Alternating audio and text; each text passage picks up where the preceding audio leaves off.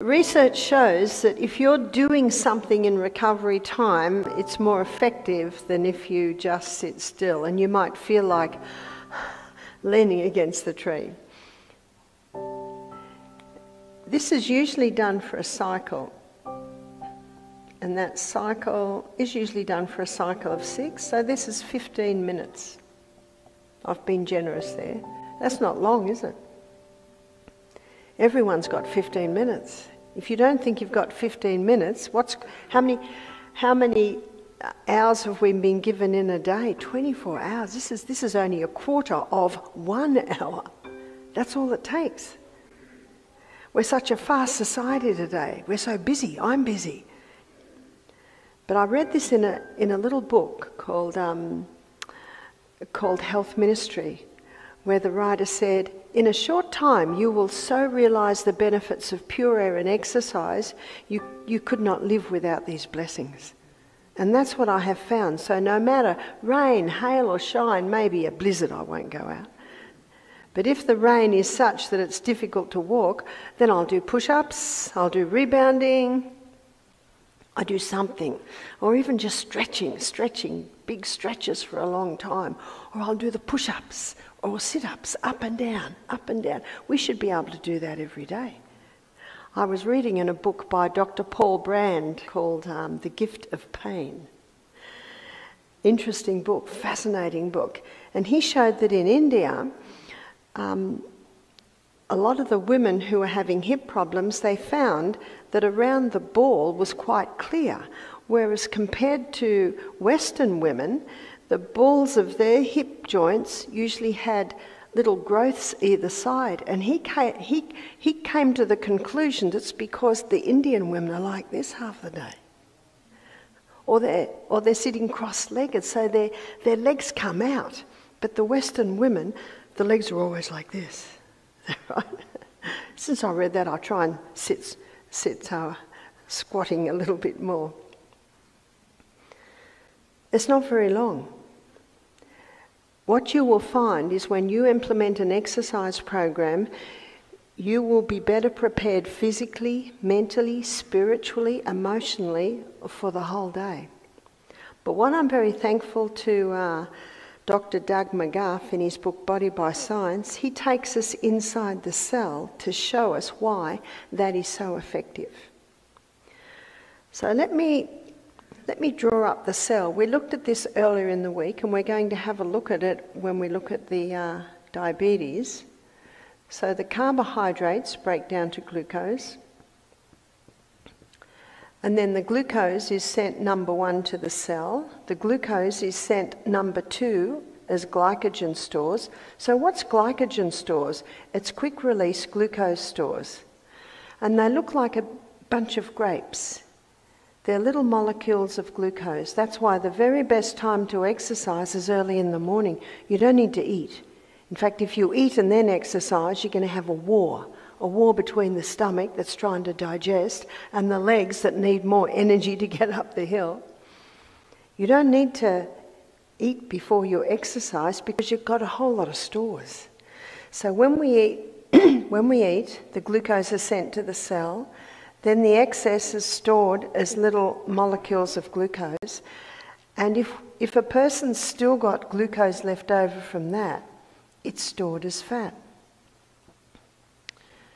I call it the most amazing fuel depot in the human body. It's called fat cells. And on the high carbohydrate, we looked at this when we were looking at the liver. They're getting bigger and bigger. But I want to show you now how this high intensity reverses that. The 20-step pathway is a very fast pathway, whereas the 8-step pathway is quite slow.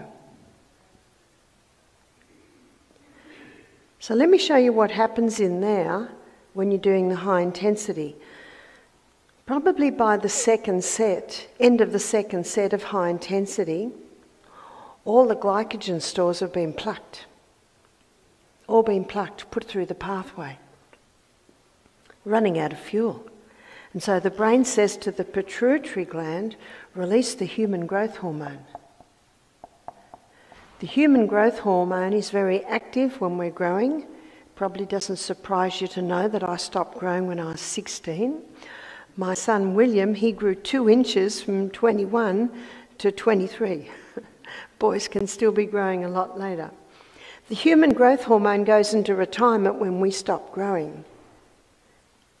But we've got a bit of a crisis here. The person's running, they're exercising, and all the glycogen stores have been exhausted.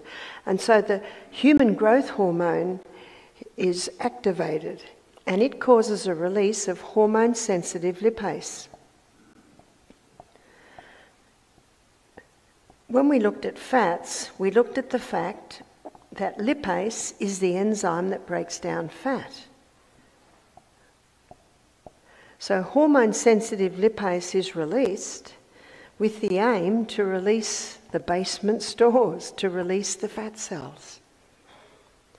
So when we run out of glycogen and we need more fuel, the pituitary gland releases human growth hormone, and it activates hormone-sensitive lipase that starts releasing fat stores to give the glucose we need to run up the hill.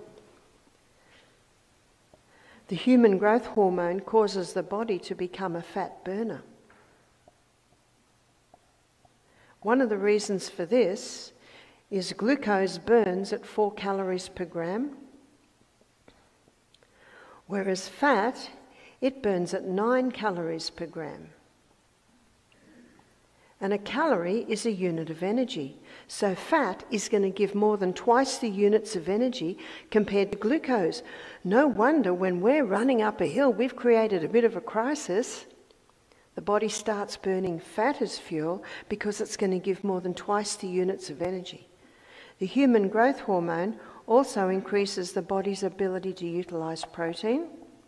We've looked at the importance of protein this week, of eating sufficient protein, of not drinking with your meals, so you're not watering down the enzymes to break down the protein.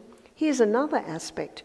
When you implement the high-intensity interval training, you cause a release of the human growth hormone that increases the body's ability to utilise protein. The human growth hormone also increases the circulation of the blood to the cell. This slows down ageing. Increasing the circulation of the blood to the cell also increases circulation to every part of the body. And one of the ways this human growth hormone helps the heart is that when the circulation of the blood is increased to the extremities, it takes pressure off the heart. That's why exercise is so important, not only to keep healthy, but to conquer disease, especially heart disease. In fact, Dr. Doug McGuffey says, when you start implementing this, we're not going to be able to hold you down. You will receive more energy than you expend on your morning walk. Because, well, your morning high-intensity interval training, because of the amount of oxygen that increases inside your body. And remember, when you've got enough oxygen going into your body, every cell's going to be able to give you that much energy. The human growth hormone, once it's activated, it remains active for 24 hours. The movie stars pay $1,000 a week for that, so we're offering for you at cut price today. 15 minutes of high-intensity interval training a day will cause a release of that human growth hormone. So the fat cells start to get broken down. So that means weight loss. So there's a whole lot of benefits. So let's go back to the cell and look what's happening as we go through this. As you speed up with your high intensity, the 20-step speeds up. No wonder. The 8-step speeds up. But there's a rate-setting enzyme in there that will always keep this pathway faster than this pathway. So more pyruvate is being made than can be fed into the powerhouse, and so the body stores it like this as lactic acid. You've heard of lactic acid?